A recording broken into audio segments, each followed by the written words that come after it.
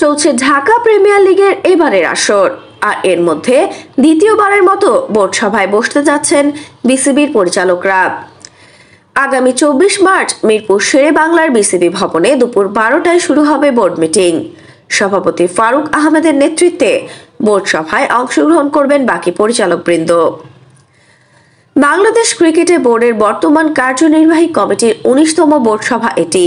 এদিন বেশ কয়েকটি বিষয় নিয়ে আলোচনা বসবেন পরিচালকরা, যেখানে রয়েছে প্রধান কোচ ফিল সিমন্সের সঙ্গে চুক্তির মেয়াদ বাড়ানোর অনুমোদন নিয়ে আলোচনা, সঙ্গে টি-20 ফরম্যাটের অধিনায়ক নিয়ে আলোচনা।